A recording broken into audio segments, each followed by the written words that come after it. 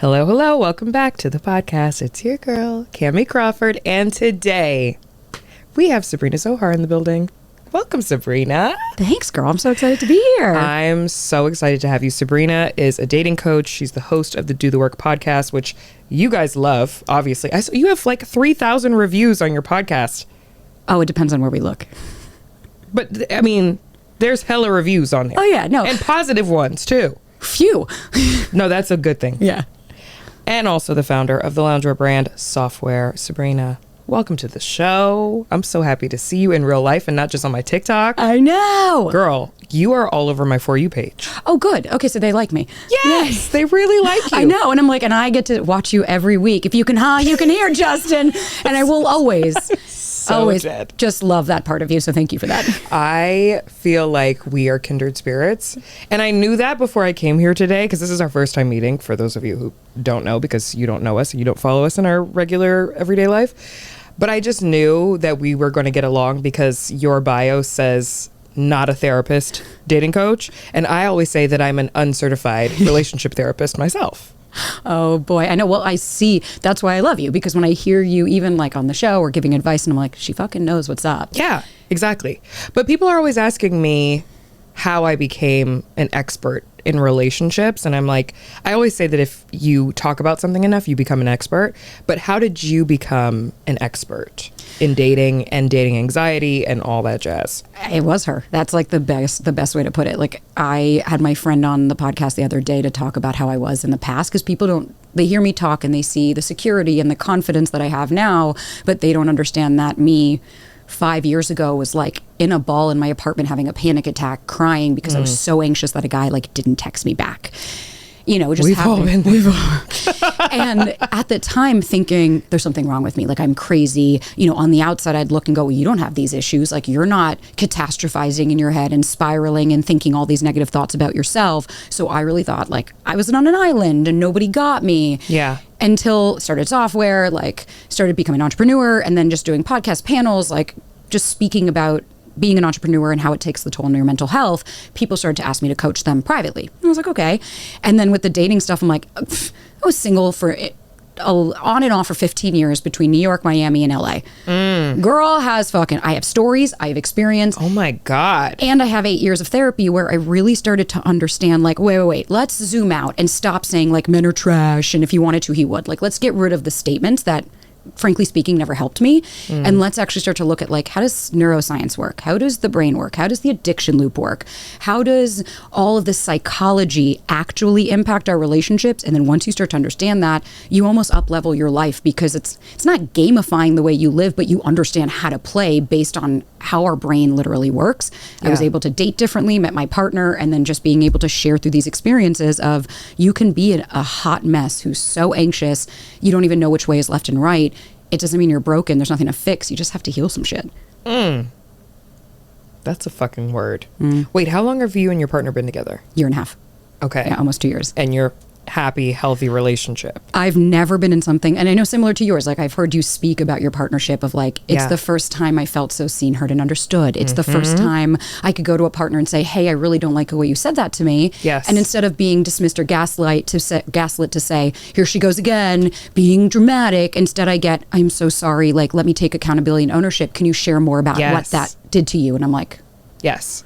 But what I love about what you talk about is the fact that relationship and like my relationship, those are direct reflections of the work that we have done on ourselves to be able to acquire that. 100%. Because I think, you know, and you talk about this too, of like how much we blame ourselves when things are not going well. And that plays into the whole dating anxiety aspect of things. What would you, if you had to give a definition to dating anxiety, like what would that definition be?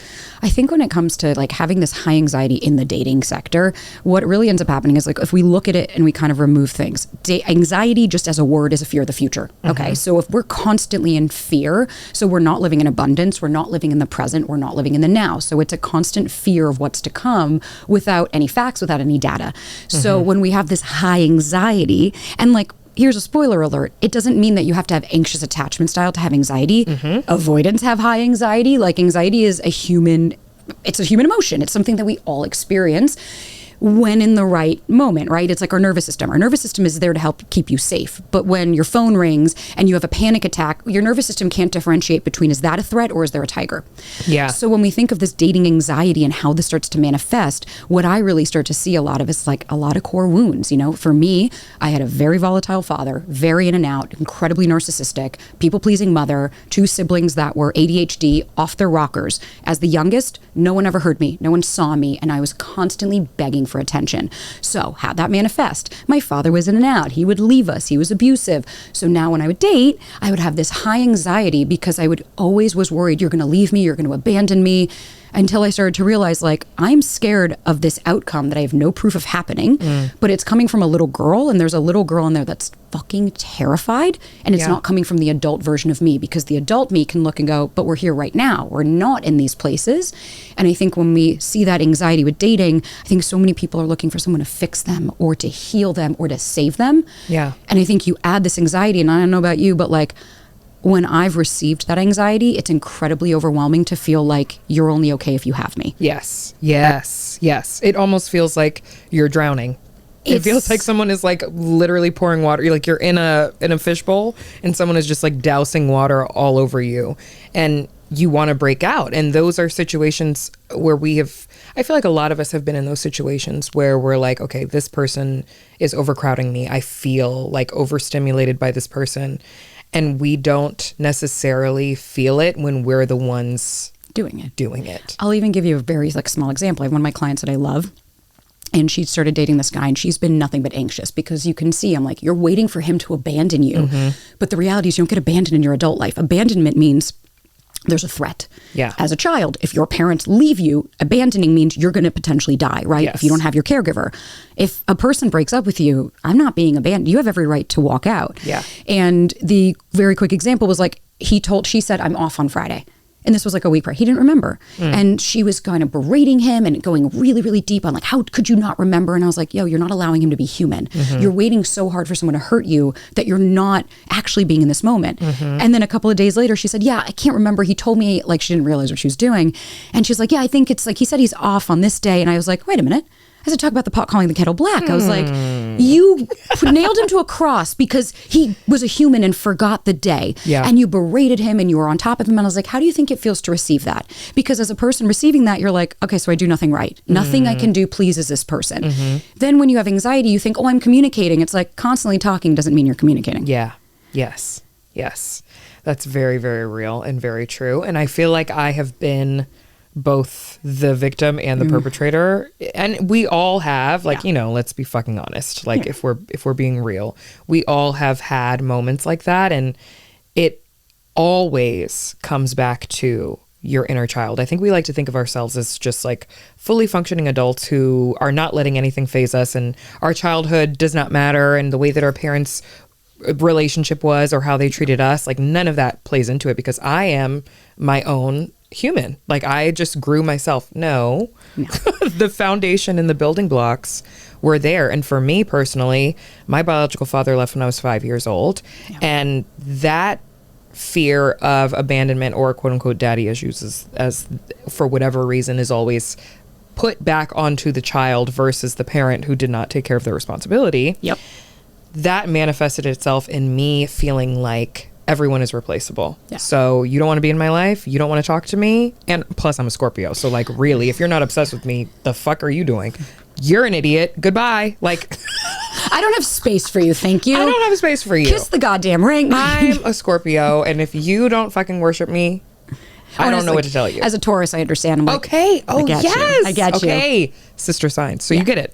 So like that on top of the daddy issues part, I was just like, fuck it. Like, it's a revolving door. You don't want to be here? Somebody else will be here in 5 seconds.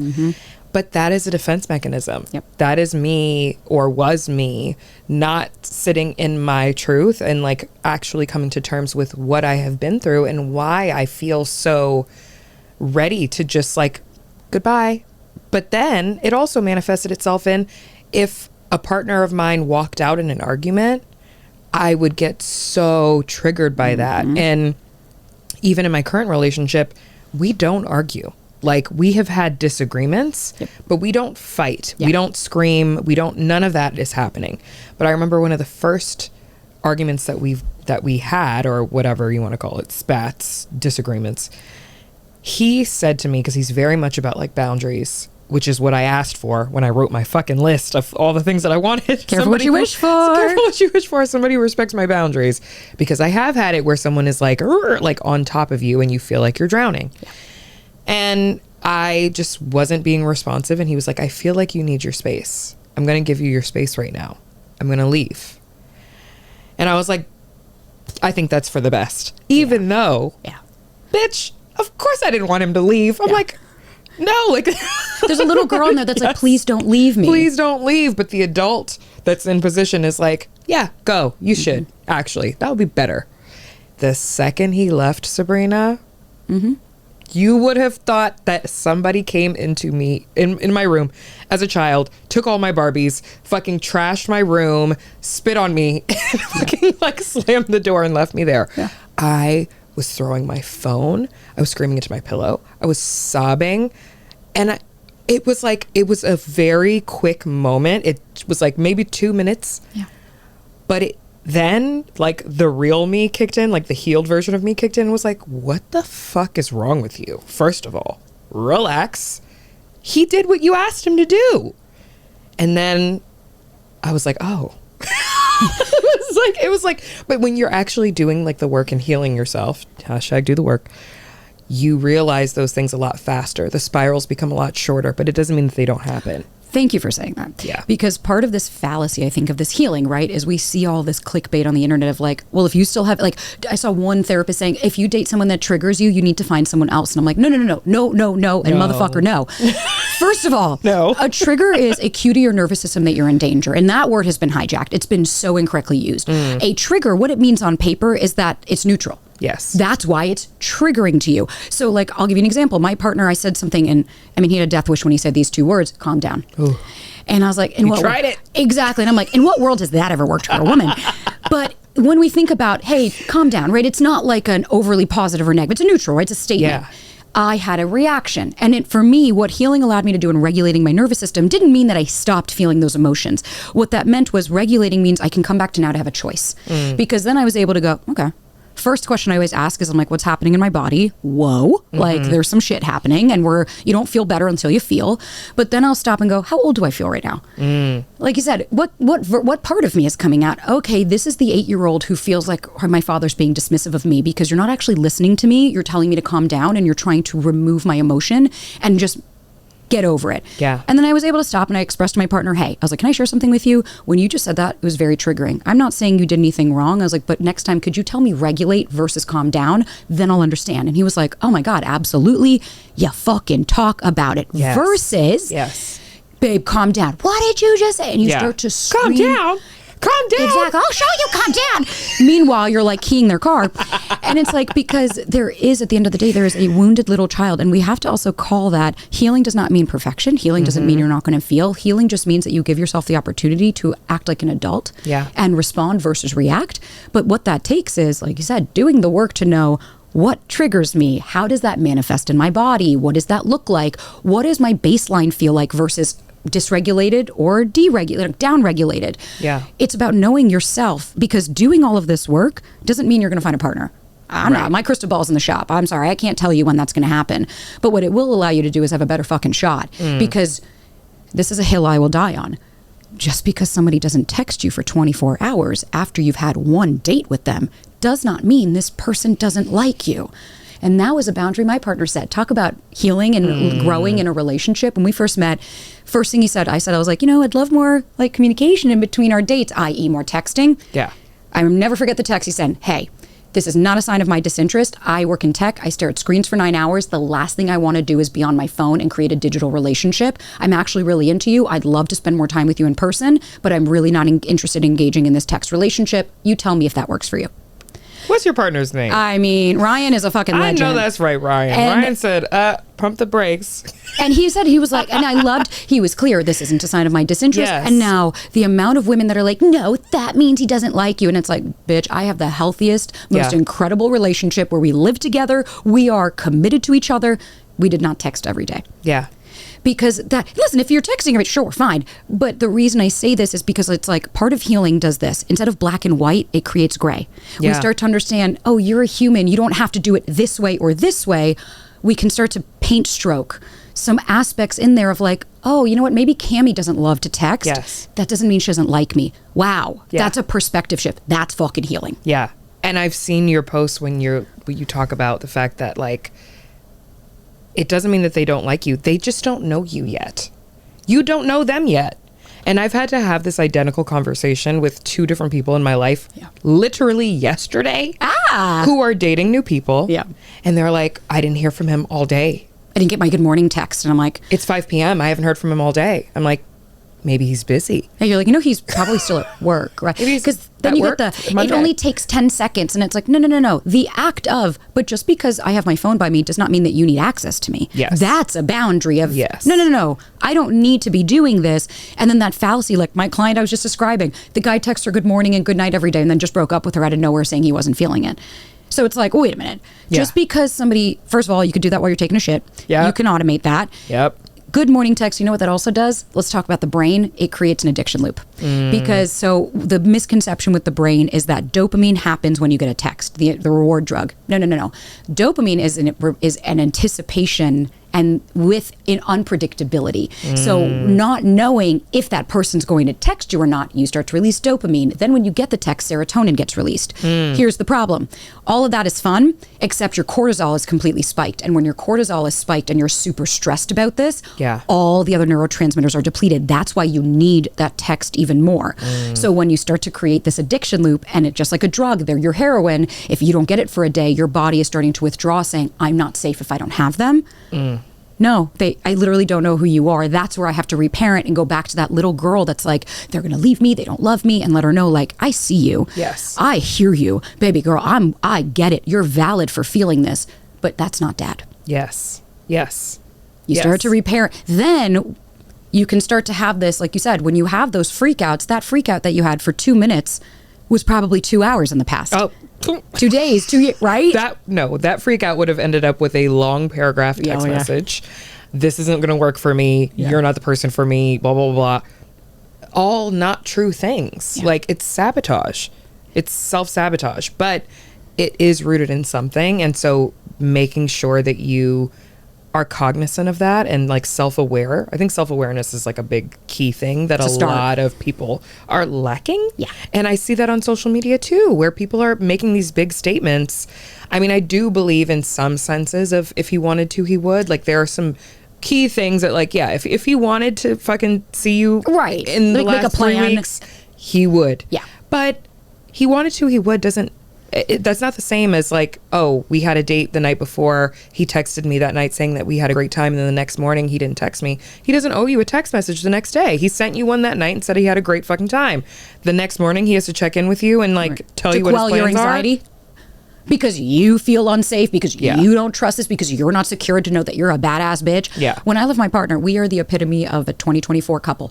We met on Hinge. We hooked up on the first date, and I was left going, I'm never going to see this guy again. Because I was like, please, you hook up with him, whatever. No, he texts me like later in the next day, hey, I'm still smiling from my time with you. I'd love to see you. I was like, okay. Because every date to me was first date, just to see if I want to have a second. Second, just to see if I want to have a third. Took me 3 months to even say that I want to be his girlfriend, almost 4 months. Because I was like, no, what's the rush? I want to make sure I'm choosing you, not that you're choosing me and that's why I'm here. And I think that, like you said, self-sabotage, and like we can even reframe that for some folks that are like, but I'm not doing this on purpose to hurt myself. Self-protection.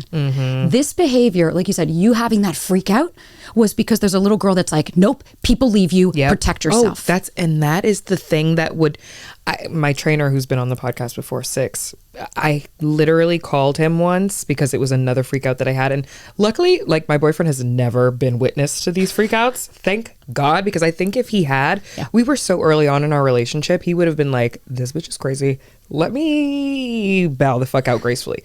Meanwhile, I'm hosting this podcast telling everyone what they should and shouldn't do. And I was having these major moments, but I remember calling him one day and something had happened. I had seen something. He was like liking bitches' photos on Instagram. We were not together.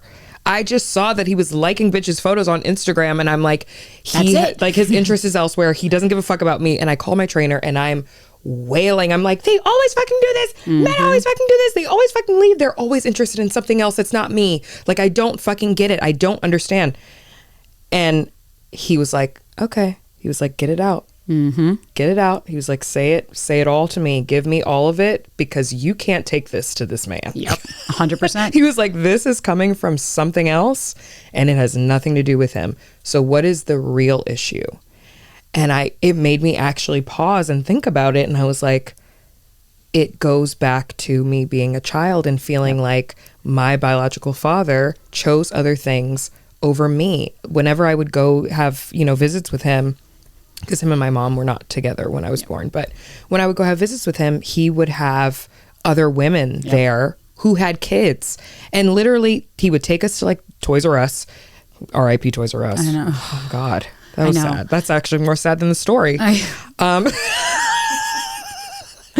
would take us to Toys R Us, get us both a toy, go on a date with this woman, and like leave me in the room with some random kid that I've never met before. And now we're playing Barbies. And I'm like, where's my dad? Like, I would actually rather be hanging out with you. And how many times he would be on dates, like full on dates, and like use me as like a pawn to fucking have a date with this bitch and her kid. And that feeling is what was triggered of, you would rather be with somebody else. Your mind is somewhere else and it's not here. It's not with me. And like you had a conversation with your partner, I then was able to have a conversation with my now boyfriend. And I think that's part of what actually propelled us forward, of me actually being able to communicate with him and being like, something happened. Yeah.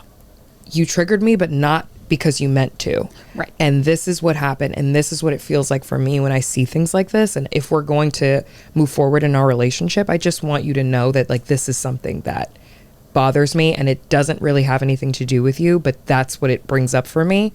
Immediately, he's like, I am so sorry. I would never in my life try to make you feel in any way like I'm not into you, like I'm not into this. Like, that behavior will stop immediately. Never had an issue since. And that was before we even started really getting serious. So I'm just saying, because conflict is normal in a relationship. Conflict, the repair is then now you're like, I feel so close to you. Thank you for making me feel seen, heard, and understood. And you handle that beautifully. That's where I'll go. And it's like the first thing we always ask is like, whoa, what's the narrative? Like, look how you were like, I took the action, right? He's liking other women's photos. Now, to paper, we're like, okay, there's two sexes, right? Of course, there's non-binary, and then there's all, but like male, female, right? If we're just going to go on that. So, okay, if you're not liking men's, then you're going to have women, right? And then we start to, where the issue is that space. You did exactly that. You gave yourself the space to go, okay, let me call out what my narrative is. He likes all this. Then the first question I always ask is, how old do I feel when I say things like that? Where do I feel that in my body? This reminds me of my father. And then what facts do I have to back this up? So if he's liking other women's photos, right? And then well, he doesn't like me. And okay, but I have no facts to back that up. But you know what that shows me? That's my insecurity. That's mine to own. And you handle it so beautifully by being like, hey, my trigger, a neutral inaction or a neutral action. You liked a photo. Sent me in a tailspin. And as my partner, I wish you could have been there. Oh, I would have loved it. That day, because it was so crazy. What I really hope that people can extract from this conversation is that like the normalcy that I think what we have to think about. I hear it every day. I'm scared to say something to this person because they're going to leave or they're going to get scared off. And it's like, as a child, you're right. I'll tell you, if I told my father no, you'd get hit, you'd get dismissed, you'd get screamed at, he would leave, he would call you a name. So of course I'm like, my needs are too much. No one's ever going to be able to satisfy that. But then when I became an adult, grew the fuck up, and I started to realize, whoa. This all starts with me. I need to validate. No, this does mean like if let's say I had something with you and I'm like, Kamie, can I talk to you about something? This bothers me. That doesn't mean that I have to blame you for it, but I can share, because if I don't give myself permission, if I don't validate my experience and go, hey, this really hurt me, right? Yeah, I have to acknowledge it hurt me. If I don't validate and understand and be able to then articulate that to you, what ends up happening is you self-abandon. Your little child needs you and is being like, cool, so you're just going to go choose them instead of me. And every time we don't take up space, every time we're scared, I'm like, are you kidding me? If I say something to you and you run off, do me the fucking favor. Totally. Spare me. Totally. But I feel like there are so many people who hold on to the real thing that they want to say. And then that turns into like passive aggressive behavior instead of actually communicating. And I love that you said that communicating isn't just like talking a lot. Like it's not, communicating isn't yelling. Communicating is coming to terms with what it is that you're actually trying to say and what's your actual problem, and being able to articulate that correctly in a way that doesn't like blame and shame somebody else for what you're going through. The best tip for communication, I statements. If you cannot use, hey, I felt, like if I came to you and was like, you text me something that was rude, I don't fucking know. I wouldn't come and be like, you're such a dick and you. If I say you, I've already lost control. But if I come and say, hey, I really did not love the way that text came because I felt triggered. It hit me. I felt this. Yeah.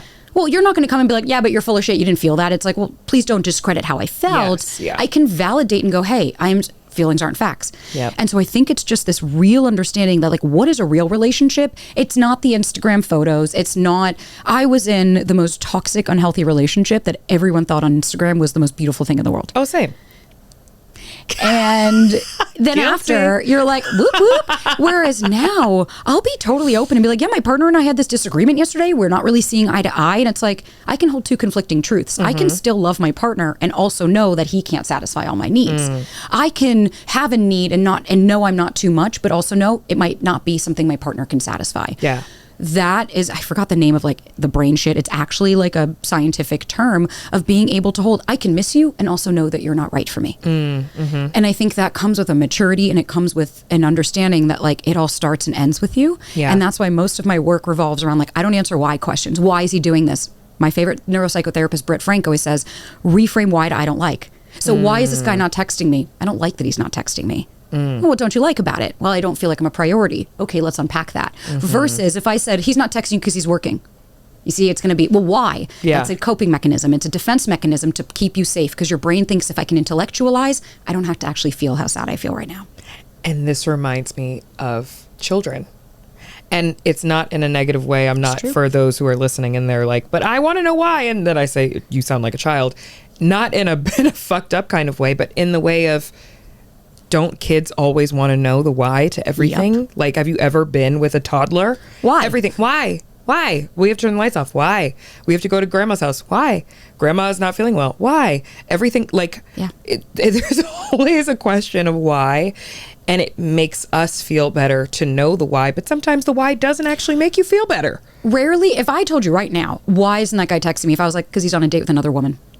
Would that actually make you? No, you'd be like, no, what I'd the go fuck? to full rage. Versus, exactly. And we notice how, we notice how with children, that's what Britt actually, how she got that. She was like, I was dealing with kids whose parents died of cancer. And they would say, but why did my mom die of cancer? And she's like, do you think the kid needs to know? Well, because this chromosome did that. No. What they're saying is, I'm in pain and I'm uncomfortable. So can you tell me why so that maybe you'll soothe me? Yes. And instead, that's where we have to go, hey, what makes you uncomfortable about this? Getting curious. And I think a lot of folks are scared to do that. Like, I'll work with clients where I'm like, hey, you're still trying to you can listen to every podcast. You can read every book. You can think. If I, right now, I'm a big gym girl. If I read how to do a deadlift, that doesn't mean I can actually do a deadlift. That doesn't mean when I put it into practice that I'm not going to fuck up my back because I don't know how exactly to hinge. Versus I've done it enough times and I hurt myself that I finally learned how to do it right.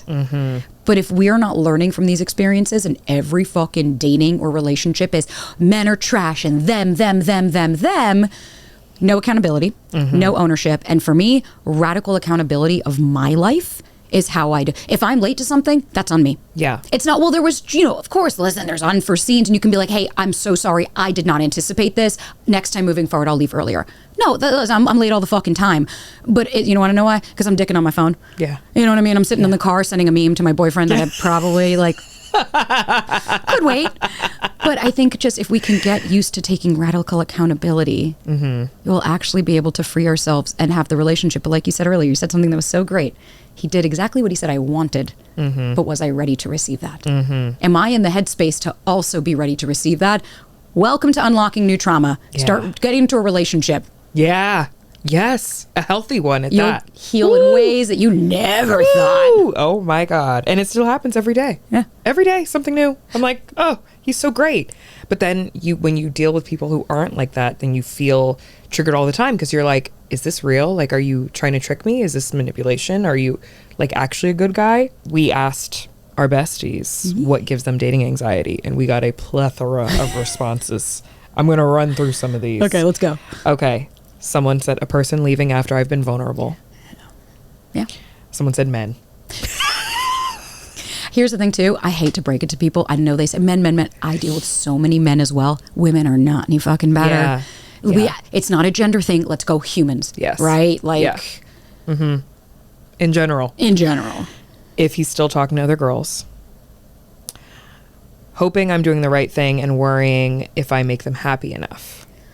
My heart breaks when I hear things like that because that comes from when we were kids. Like, I don't know if you remember Good Housekeeping magazines of like 10 ways to please your man. Oh my God, yes. My mom always says, she's like, are you kidding me? She's like, growing up, you know what we were told? What are you doing wrong? Yeah. That's where I hear that of how am I pleasing them? It's like, oh, I don't care if I'm pleasing you. I want to make sure my needs are met as well. Yeah, that's crazy because like you look at Cosmo, all the fucking headlines, every single title was like 5 ways to make him 5 ways to make him moan, 10 ways to please him, 5 new tricks to, but I never saw men's magazines saying 5 ways to please her. No, because here's the reality. That's trying to control the outcome in the situation. It's like when I see all this clickbait of like a text to send that'll be irresistible. And I'm like, anything short of a nude? Yeah. Like that. Look, I don't know about you, girl. I have sent those. And it's like Yes. the only time you'll get a man's attention when they're not interested in you is if you go sexual because they're like, okay, there's no one blueprint that's going to satisfy everything because we're nuanced creatures. And I think the quicker we understand, I don't like everyone. Why would everyone like me? Oh, your life is going to be so much freer. Yeah, 1000%. Someone said me being inexperienced in their expectations, especially when it comes to sex. I mean, I feel like I've heard that a lot of women. I mean, just in general, I feel like people are not as sexually advanced as they used to be, maybe. Oh, or girl. like we're just not talking about it, or we weren't talking about it then. We're talking about it more now of people being like, I'm just not that sexually experienced. Like, we have a lot of people who are having sex for the first time later on in life, which I think is great. Like, I don't think that there's any right or wrong answer in that, but the fear of being intimate with someone for the first time and you not knowing, I feel like that really is up to the other person to make you feel comfortable and you communicating that like this is a new experience for you and them making it a good one. Oh, I hung my hoe hat up a long time ago.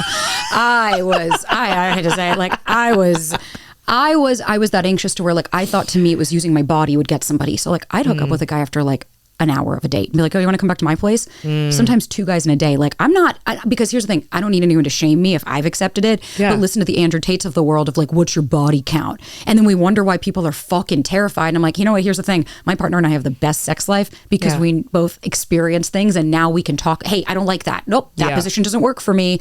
I wouldn't have known what I liked if I didn't try it and learn. And like, I think that's also that fear of rejection. It's okay to fucking fail, but if you grew up in a household where you only got accolades if you did well and failure meant a loss of connection, that's why we're so scared of that rejection. That's what I mean. When you start to understand the psychology of things, you're like, oh, that's why that. Thought about that. Yeah, if you have the people, like especially if you're a perfectionist, that comes from oftentimes that you only got accolades as a kid. Like my really good friend, she was like, my parents were just busy, and so they would only do good job when I got a straight A. So she was like, I learned like I have to be perfect, I have to do a good job, otherwise I'm going to lose the connection to my caregiver. Then here we go. That's some deep shit, Sabrina. Wow. I know. When the texting and vibe switches up dramatically. Okay. I had one of my clients a girl text him, the vibe feels off. And he was like, I've gone on one date with you. And I literally just texted you yesterday. And he had a date planned with her for 2 days. And he was like, what are you talking about? And she was like, well, you normally text me every day. And he was like, I'm on a business trip. And I told you that. It is cringe. If somebody. It is so cringe. Girl, I think the fear of being cringe has kept me from sending a lot those of those texts. texts. Like the vibe feels off. I feel a shift. And I'm like, because you haven't spoken to them in an hour? Yeah. That's hypervigilance. And that's anxiety of hypervigilance of, as a kid, I had to watch everything to make sure I could anticipate your next move. That kept me safe. You see what I mean by like all this behavior? I can go like, oh, let's trace it back. Yes. Yeah. You got to trace it back. Sally. You got to trace it back. Oh, someone said, I don't know how these men see me. Do I look crazy, pretty, a mess? How do you see yourself? What are you so worried about everybody else saying? If you want, my mom has said this to me for fucking years. You got to love yourself more than the need to be loved by other people. Because if you're always concerned about other people loving you more than you actually love yourself, loving yourself doesn't mean you do face baths and like, or face masks and bubble baths every day. Yeah. That's a nice self-care. Yeah. Loving yourself means, yeah, I speak a lot. I talk fast. I'm from New York. I say fuck a lot, but I accept that part of myself. And if you don't like it, that's okay. Find someone else. That's loving myself. Validating, no, Kamie, that doesn't work for me. That's loving myself, saying no. That's real. And so if you can come in and go, this is me, dick on the table. Yeah. You like that? Yep. Great. Then come back and let me know when someone likes that part of you. Now we have a whole new belief system to work through, because your core beliefs are, I'm too much and no one's going to love me. Then somebody does, and it's like, oh shit, now I have to receive this. I'm very much a dick on the table type of bitch. Same. That's why I'm like, I feel so connected to you, because I'm like, Here I am. How do you feel? Okay, not knowing the person's true intentions. And I've heard you talk about how dating is the unknown. And I feel like that goes back to that. First date with my partner. What are your intentions with dating? Do you want a relationship? How'd your last relationship end, and what did it teach you about yourself? What are things you used to accept that you're no longer willing to? Yeah. Why do people tell us not to ask these questions on a first date? Because it's antiquated. It's antiquated and rooted in, no, don't be too much. Be a good girl. Don't be this. Let them like you first. To me, what were your political views? What are your politics? Yeah. Do you want marriage? Do you want kids? What are your religious beliefs? Because guess what? If it's opposing to mine, why would I go on a second date with you? Yeah. I have no reason to hide anything on a first date. Ask about somebody, because here's a great question you can ask to find out someone's intentions. What's a project that you're working on right now that you're really excited about? I did that. The guy told me my first feature film, and I said, go on. He goes, yeah, I'm traveling to Asia for 8 months. And I was like, oh, when do you leave? He's like, in 2 months. And I was like, so, and then then like later that night, he was like, you know what I realized? He's like, thank you for asking me that. I realized I don't have the bandwidth for a relationship. I really thought I did. It's okay. It's not that I was angry at him, but it's like, cool. Thanks for letting me know. Yeah. People have to remember too, like, dating's not a guarantee. Yes. I could date you for 2 months and go, yeah, this isn't for me. And I could have the other way around, but we have to be okay with losing people. And that's why my mom, everything is for now. Yeah. For now. But if we're not okay with the thought that they could leave, oh, Jesus Christ, you'll fucking lose your shit. Yeah. My boyfriend and I on our first date, we talked about kids. We talked about marriage. He asked really incredible questions though, because like I was nervous. I have been on first dates, but like not really. Typically in the past, like I would have already liked the person or hooked up with the person before like the actual date.